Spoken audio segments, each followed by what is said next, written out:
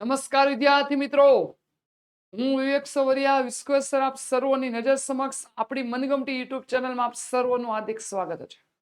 મિત્રો, ધોરણ 9 વિજ્ઞાન ચેપ્ટર 9 ગુરુત્વાકર્ષણ લેક્ચર નંબર 3 આવ્યા છે. જો આગળના લેક્ચર જોવાના બાકી છે કે આગળના ચેપ્ટર જોવાના બાકી છે તો આપણી પ્લેલિસ્ટમાંથી તમે ધોરણ 9 વિજ્ઞાનના લેક્ચર જોઈ શકો છો. અને સાથે સાથે તમારે આપણે ડિસ્ક્રિપ્શન બોક્સમાં એપ્લિકેશનની લિંક પણ આપેલી છે, ઓશિયન કોચિંગ ક્લાસીસ, જેમાં તમને સ્વઅધ્યયન પોથી, એકમ કસોટી કે અન્ય કોઈ પણ આઈએમપી પ્રશ્નોની પીડીએફ જોતી છે, આ તમામ પ્રશ્નોની પીડીએફ તમને મળી શકશે. તમે ઘરે બેઠા એને પ્રિન્ટ આઉટ પણ કરાવી શકો છો. તો મિત્રો, હવે તમને એક ખાસ મહત્વની વાત, જો તમે નવા છો તો વિડીયોને લાઈક શેર કરો અને ચેનલને સબસ્ક્રાઇબ કરો, જેથી કરીને તમારા મિત્ર સર્કલને પણ તમે પહોંચાડી શકો. તો મિત્રો, ધોરણ 9 વિજ્ઞાન ચેપ્ટર નંબર 9 ગુરુત્વાકર્ષણ લેક્ચર નંબર 3 આગળ વધીએ. ચાલો, ધક્કો એટલે શું તેનો એસઆઈ એકમ જણાવો. તે સદિશ રાશિ છે કે અદિશ, આ પૂછાય એવો પ્રશ્ન છે. પદાર્થ પર લાગતા ધક્કાની અસર કઈ બાબત પર આધાર રાખે છે? બહુ હેલું છે. પદાર્થની સપાટી પર લંબરૂપે લાગતા બળને ધક્કો કહેવાય. ધક્કો એક પ્રકારનું બળ છે. એનો એસઆઈ એકમ, જે બળનો એસઆઈ એકમ છે, ન્યૂટન, એ જ બળનો એકમ છે. ધક્કો સદિશ રાશિ છે. તેનો આધાર પદાર્થના કેટલા ક્ષેત્રફળ ઉપર લાગે છે. તે પદાર્થના કેટલા ક્ષેત્રફળ પર લાગે છે એની ઉપર. ધક્કાની અસરનો આધાર તે પદાર્થના વસ્તુના કેટલા ક્ષેત્રફળ લાગે છે તેના પર છે. ઉદાહરણ દ્વારા સમજાવો. આકૃતિ તમે જોઈ શકો છો. સરસ મજાનું અહીંયા જો આપ્યું છે, કોઈ બુલેટિન બોર્ડ છે, એક ચાર્ટ લગાવવો છે, તો તે છે તો એને કાર્ય કરવા માટે ડ્રોઈંગ પિનને અંગૂઠા વડે દબાવવી પડે છે. તો અહીંયા હું મહત્વનું છે કે ડ્રોઈંગ પેપર એવડું મોટું હોય તો એટલું ક્ષેત્રફળ જોવે. રાઈટ? જો એટલો ભાગ હોય તો અને ડ્રોઈંગ પેપર મોટું હોય તો તમે લગાડી ન શકો, કારણ કે ક્ષેત્રફળ કેટલું છે એની આધારે તમે શું કરી શકો, એ ડ્રોઈંગ પેપર લગાડી શકો. એની વાત જોવા જાવ. બીજો એક પોઈન્ટ કહી દઉં. મારે કોઈ સરસ મજાનો મોટો એક ફુગ્ગો લગાડવો છે કોઈ દિવાલ ઉપર, તો હું એટલો ભાગ જ મારી પાસે હોય તો ફુગ્ગો ન લગાડી શકું. રાઈટ? મારે એનો એરિયા ફાઇન્ડ આઉટ કરવો પડે, એટલો એરિયા, એટલા એરિયામાં મારે આ કામ કરવાનું છે. એટલે એનો હંમેશા કોઈ પણ ધક્કો લગાડવો હોય ને કોઈ પણ પદાર્થને, એના માટે એને ક્ષેત્રફળ જરૂર પડે. શેની જરૂર પડે? ક્ષેત્રફળ. આ ઉદાહરણ 1 થી 2 આપ્યા છે. રાઈટ? ચાલો, ત્યારબાદ છે દબાણ એટલે શું? એકમ ક્ષેત્રફળ દીઠ લાગતું બળ. બહુ મહત્વનો પ્રશ્ન, આઈપી. એકમ ક્ષેત્રફળ દીઠ લાગતું બળ એને શું કહેવાય મિત્રો? દબાણ પી કહેવાય છે. દબાણ પી કહે છે. રાઈટ? અને તે અદિશ રાશિ છે. તેનો એસઆઈ એકમ હેલો છે. બોલો, બળનો એકમ ન્યૂટન, આનો મીટર સ્ક્વેર, અથવા ન્યૂટન ઇન્ટુ મીટર ઇન્વર્સ 2 થાય. રાઈટ? ફ્રેન્ચ વિજ્ઞાની પાસ્કલની માનમાં આ એકમને પાસ્કલ વડે દર્શાવેલો છે. અને 1 પાસ્કલ એટલે 1 ન્યૂટન. યાદ રાખજો. વિદ્યાર્થી મિત્રો, ઓશિયન કોચિંગ ક્લાસીસ નામની એપ્લિકેશન આપણા પ્લે સ્ટોર ઉપર મુકાઈ ગઈ છે, જેને ડાઉનલોડ કરવાની લિંક આપણા ડિસ્ક્રિપ્શન બોક્સમાં છે. તો ધોરણ 3 થી 12 ના બધા વિષયની તેમાં તમને સમજૂતી, સ્વાધ્યાય પોથી, સ્વાધ્યાય પોથી, ગાળા સ્વાધ્યાય પોથી, પ્રશ્ન બેંક, એકમ કસોટી, અસાઇનમેન્ટ, પ્રશ્નપત્ર અને બીજું ઘણું બધું મળશે. અને આઈપી પ્રશ્નોની પીડીએફ પણ આપણી એપ્લિકેશન પરથી તમને મળી શકશે. તમારા મિત્ર સર્કલને જાણ કરો અને એપ્લિકેશનના તમામ સોલ્યુશનની પીડીએફ મેળવીને તમે એને પ્રિન્ટ આઉટ પણ કરી શકો છો.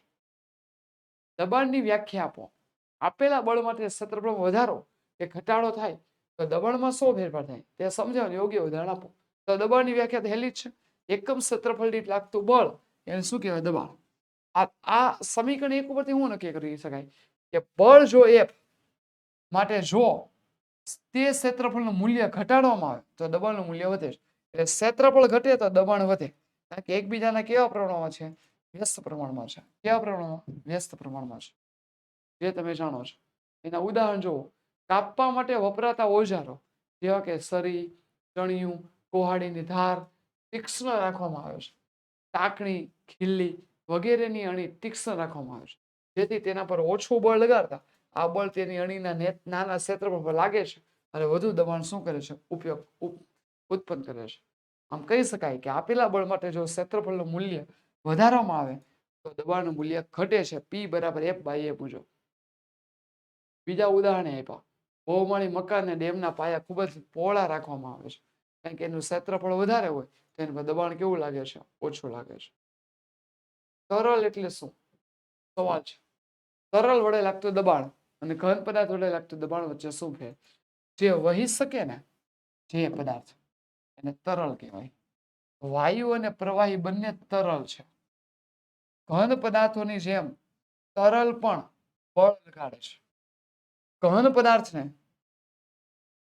જે સપાટી પર રાખવામાં આવે છે તેના પર તે દબાણ લગાડે છે. ત્યારે તરલને જે પાત્રમાં રાખવામાં આવે છે તેના તળિયા પર અને દરેક દિવાલ પર દબાણ લગાડે છે. એટલે ઘન પદાર્થ અને તરલ પદાર્થમાં એટલો ડિફરન્સ છે. ઉપલાવકતા એટલે શું? હું અહીંયા તમને જે આપ્યું હું મારી રીતે તમને સમજાવું. યાદ રાખજો, પ્રવાહીમાં આંશિક કે સંપૂર્ણપણે, યાદ રાખજો, ફરીથી એક વ્યાખ્યા બોલું છું, યાદ રાખો કે પ્રવાહીમાં આંશિક કે સંપૂર્ણપણે જ્યારે કોઈ પદાર્થને ડુબાડવામાં આવે છે ત્યારે તેના પર લાગતું બળ તેને વિસ્થાપિત કરેલા પ્રવાહીના વજન જેટલું હોય છે, ત્યારે એ પરિસ્થિતિને ઉપલાવક બળ કહે છે. અને આ ઘટનાને ઉપલાવકતા કહે છે. શું કહે છે? ઉપલાવકતા અને ઉપલાવક બળ. એક પાતળી અને મજબૂત દોરીથી બનેલા પટ્ટાની મદદથી સ્કૂલ બેગને ઉપાડવાનું મુશ્કેલ હોય છે. શા માટે? કારણ કે એનું વજન કેટલું હોય? આપણા ખભા કરતા એની અંદર રહેલી વસ્તુનું વજન કેવું હોય છે? બહુ વધારે હોય છે. જો લીધું, જ્યારે સ્કૂલ બેગને હાથ વડે અથવા ખભા વડે ઉચકવામાં આવે છે ત્યારે હાથ પર કે ખભા પર લાગતું બળ સ્કૂલ બેગના વજન જેટલું હોય છે. બેગના પટ્ટા પહોળા રાખવાથી બેગનું સમગ્ર વજન વિદ્યાર્થીના હાથ અથવા ખભા પર પટ્ટા પર લાગે છે. એટલે ક્ષેત્રફળ ન વધારે હોવાને લીધે દબાણ પરથી વિદ્યાર્થીના હાથ પર કે ખભા પર ઓછું દબાણ, એટલે ક્ષેત્રફળ વધારે થયું એટલે દબાણ કેવું થઈ ગયું? ઓછું. ઉપલાવકતાનું તમે શું અર્થઘટન કરશો? ઉપલાવકતા એટલે એવું કહી શકાય કે પ્રવાહીને જ્યારે આંશિક કે સંપૂર્ણપણે કોઈ પદાર્થમાં ઉમેરવામાં આવે છે ત્યારે તેના પર લાગતું બળ તેને વિસ્થાપિત કરેલા પ્રવાહીના વજન જેટલું હોય છે, જેને ઉપલાવક બળ કહે છે. અને આવા ઘટનાને ઉપલાવકતા કહે છે. પાણીની સપાટી પર કોઈ પદાર્થને રાખતા તે કેમ તરે છે અથવા ડૂબે છે?